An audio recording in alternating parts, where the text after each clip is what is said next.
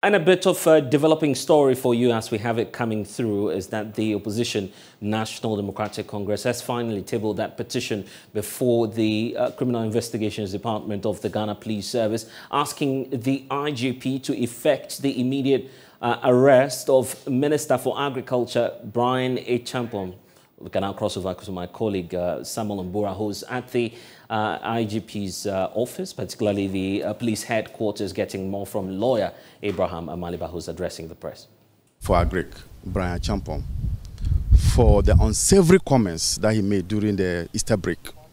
You are aware that he's on viral video to have said that the MPP will not hand over power to the NDC, come what may.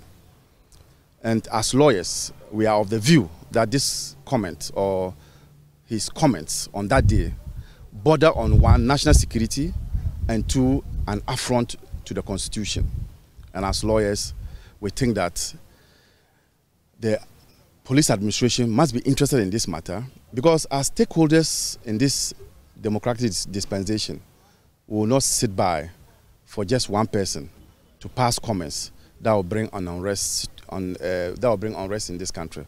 So that's why we are here today, and we've submitted the petition to the CID boss.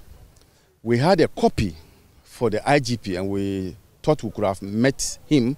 Before you go to the IGP, what did the CID boss tell you? The CID boss indicated to us his appreciation of what we have done, and she was of the view that she would take the necessary steps, having received the petition. But once we were also going to serve the IGP, she will wait till we do that. Did they confirm to you whether they saw that viral video of Bryan Acheampong? The CID boss did not say much. What he indicated to us was that he's happy we have brought the petition and they will work on it. As to whether she has seen or the police has seen it, that didn't come up. But in my submission, I said that we have attached a video in a pen drive, and that if she hasn't seen it, this is an opportunity for her to now see it. What's your level of confidence in the investigation of all your desires? We are very confident because the police administration, not long ago, gave a clear indication that they were not going to tolerate such comments. Particularly when the youth organizer of Swami, the NDC youth organizer, was arrested and put before court. And as we speak, he's in court.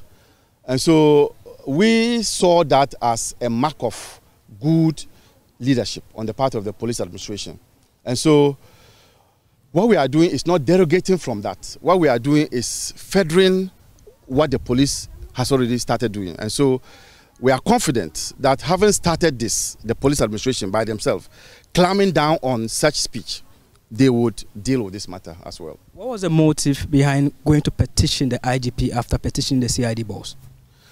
No, the petition is to the CID boss, but a copy to the IGP.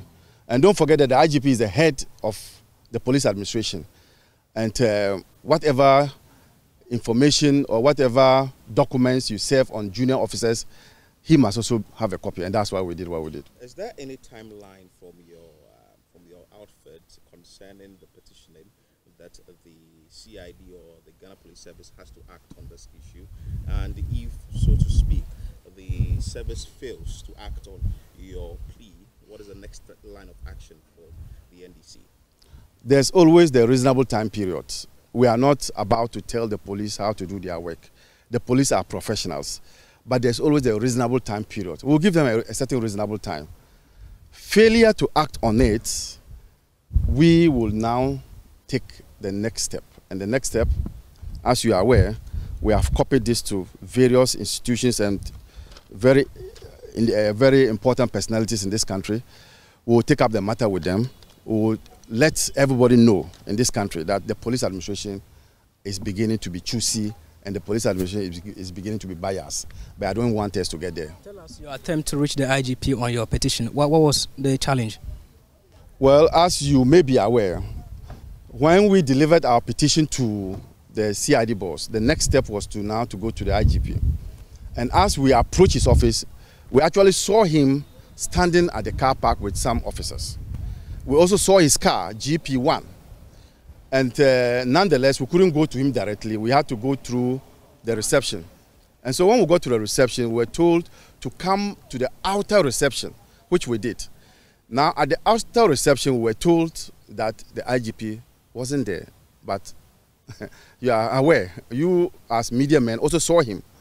And so we couldn't do anything otherwise but to just leave the document with the reception. And we hope that it will get to the IGP.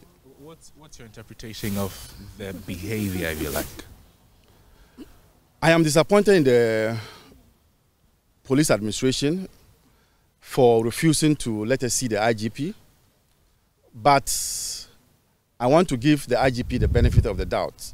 It's possible, whilst we were on our way coming to the reception, he might have drove out. But I think that it's in bad taste. It's not professional for citizens who are not armed and citizens who have come to meet the IGP for us to be turned down in such a way.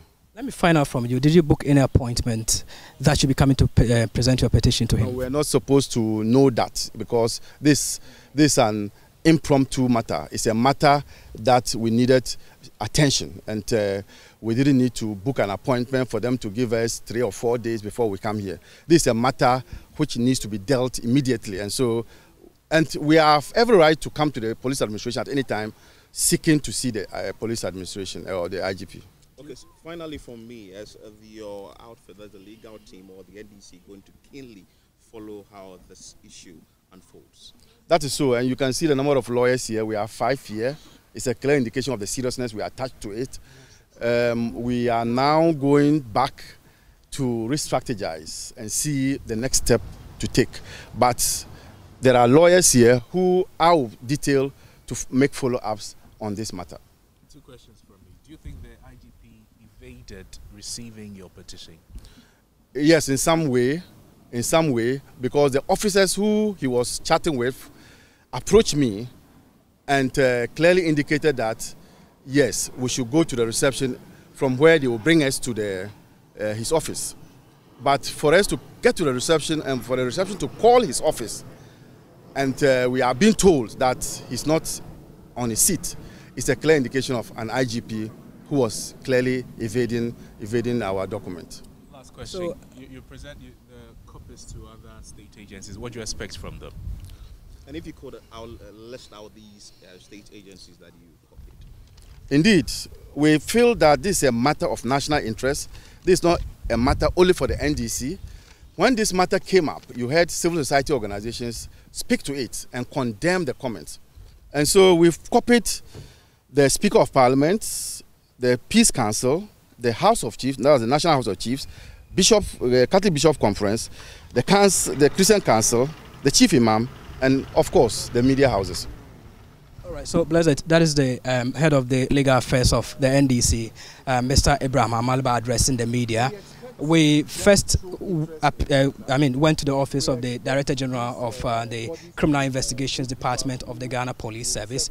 The NDC lawyers, numbering 5 of them, were given the audience to meet the Director General of CID. After their engagements, I made an attempt to get her response, but she directed us to the public relations unit of the Ghana Police Service. It was then that we descended, and then they wanted to petition the IGP on to present their petition to the IGP, which was not, which was not received, but they directed them to leave it at the reception, and then they will later present it to the IGP himself. But I can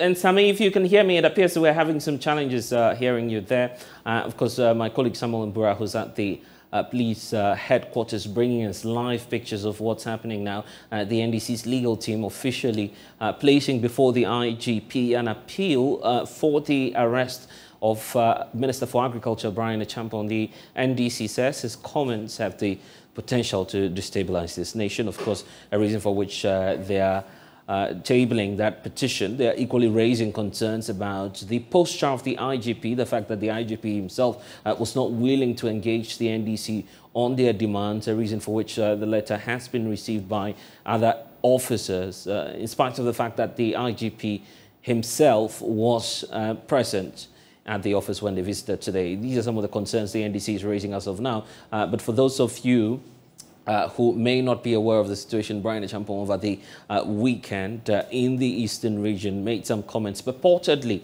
that the NPP was not willing to hand over political power, reason for which the NDC has some issues. Let's cross over again. Let's see if this time around connection with my colleague Samuel Mbura will be much more better. Sami, we lost you earlier.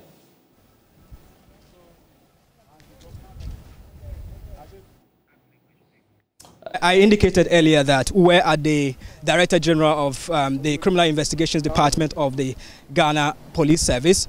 She received the entourage of the NDC lawyers. There were about 5 of them, which Mr. Amalba led the team to present their petition to her. So we're not privy as to what transpired at the meeting there. But after the meeting with the Director General of the Criminal Investigations Department of the Ghana Police Service, I made that attempt to find out from her her response to this petition. But that effort wasn't fruitful, because we're directed to the Public Relations Unit of the Ghana Police Service for further information, and information is not forthcoming. So we descended to the IGP's office, but audience wasn't given to the team.